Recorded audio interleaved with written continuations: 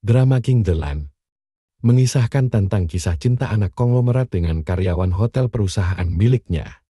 Staf yang wajahnya selalu ceria, apapun masalah yang dihadapi di tempat kerja.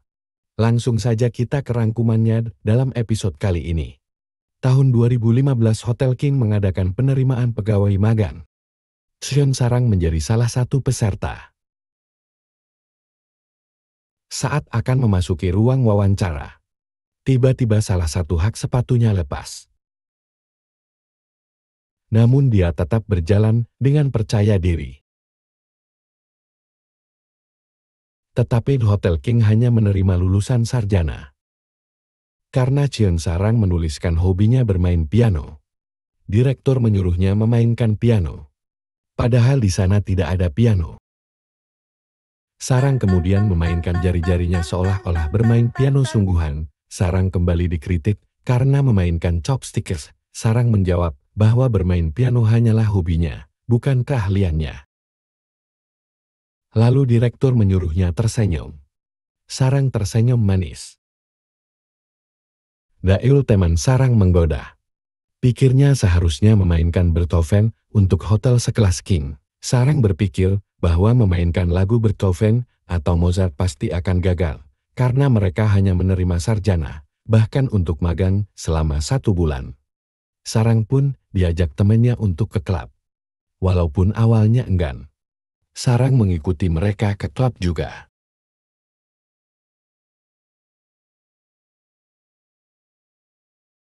Pagi itu, Sarang menerima panggilan bahwa dia diterima di Hotel King. Senang sekali rasanya. Sementara itu Gwon di hari pertamanya terbang dengan parasut. Namun dia salah mendarat di gedung sebelah. Tepatnya di gedung sebelah Hotel King di hari pertama magangnya. Gwon ditegur oleh atasannya, Pak Choi, karena terlambat dan mendarat di tempat yang tidak tepat. Selain itu, Gwon juga disorot karena mengenakan setelan jas, sepatu, dan jam tangan yang mahal. Bahkan merek jas dan jam tangannya membuat atasannya terkejut. Pak Choi menyebut Gwon sebagai cowok yang sok kaya. Atasan memanggil Gwon dan memerintahkan mereka untuk melakukan fotokopi. Sayangnya, Gwon bahkan nggak bisa caranya pakai mesin fotokopi. Muncul notifikasi harus mengganti tintanya. Pak Choi menyuruh Sang-sik mengocok tintanya. Sang-sik mengocok dengan heboh sampai meledak.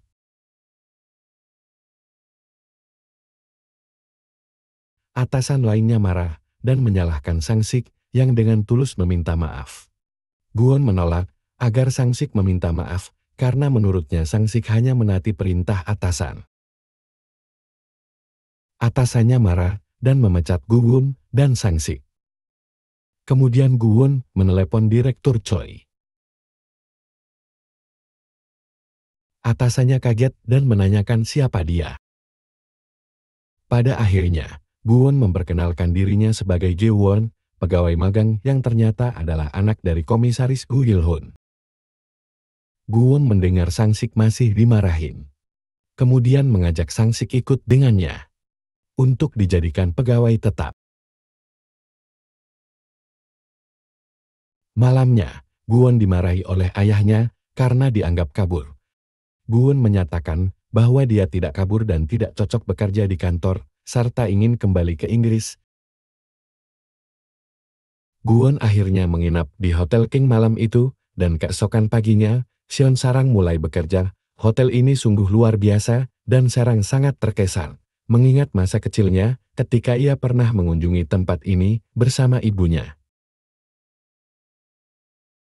Sarang kemudian mengikuti sesi sosialisasi dari manajer Kim, yang mengibaratkan tamu sebagai raja, tidak hanya memberikan kepuasan, tetapi juga menyentuh hati mereka dengan senyuman berkelas yang hanya bisa ditemui di Hotel King. Sarang kemudian ditempatkan di King Fitness.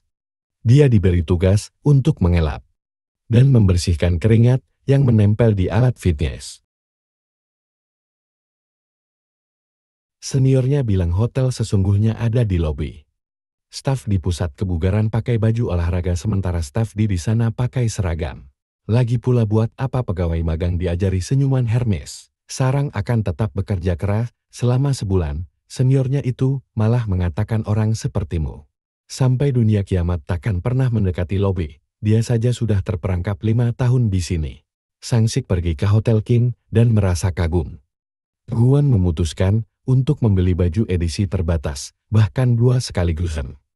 Awalnya, Sangsik mungkin berpikir bahwa salah satunya mungkin untuk dirinya. Namun, Guan ternyata membelinya untuk dipakai sendiri. Karena Guan tidak suka memakai baju kembaran. Guan menyuruh Sangsik berkemas untuk pergi ke Inggris. Dan anggap tidak akan kembali lagi. Tapi Sangsik menanyakan statusnya. Guan menelepon seseorang dan memerintahkan untuk mengangkat Sangsik sebagai pegawai tetap. Manajer Kim yang mendengar percakapan mereka mengira Sangsik adalah Guwon.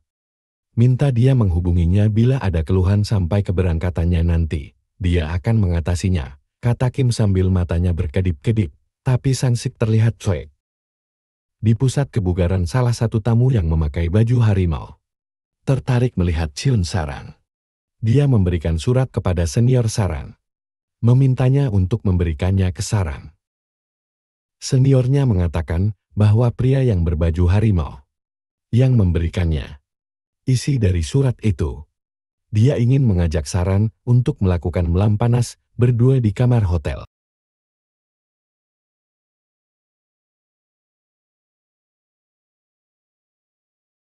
Sementara itu Guwon juga sedang latihan di sana dengan memakai baju yang sama. Sarang yang kesal langsung mendatanginya. Mengira Guwon adalah pria itu. Cheon Sarang lantas memakinya dan menyebutnya pria mesum.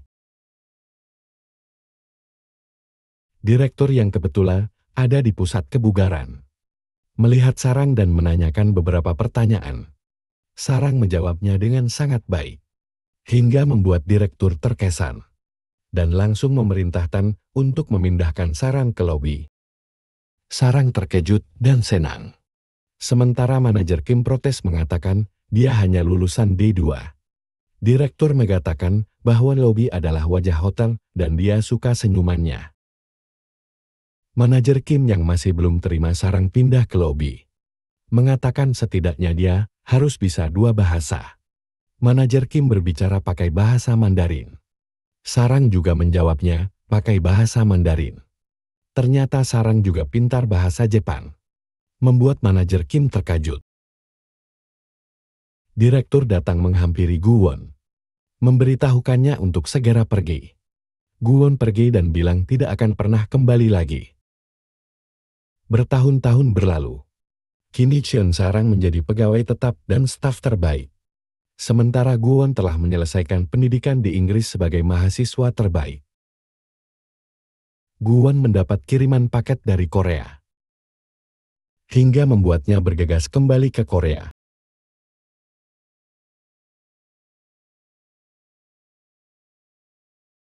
Saat makan malam bersama keluarganya, Guwon bilang ke ayahnya ingin kerja di hotel. Keesokan harinya Guwon mulai bekerja. Tapi ponselnya ketinggalan. Sangsik menyuruh seseorang untuk mengambilkannya. Manajer Kim menyuruh Sarang untuk mengambilkan ponsel Guwon. Sarang yang sedang sakit perut disuruh segera pergi ke kamar. Ternyata Guwon juga lupa membawa dokumen, sehingga membuatnya kembali ke kamarnya. Karena sakit perutnya sudah tidak tahan lagi. Sarang melihat toilet di kamar. Akhirnya dia pup di sana. Saat itu Guwon juga sudah berada di kamar. Di dalam, Sarang melihat remote yang ada di toilet. Dia memencetnya dan membuat kaca toilet menjadi transparan. Sehingga membuat mereka berdua terkejut.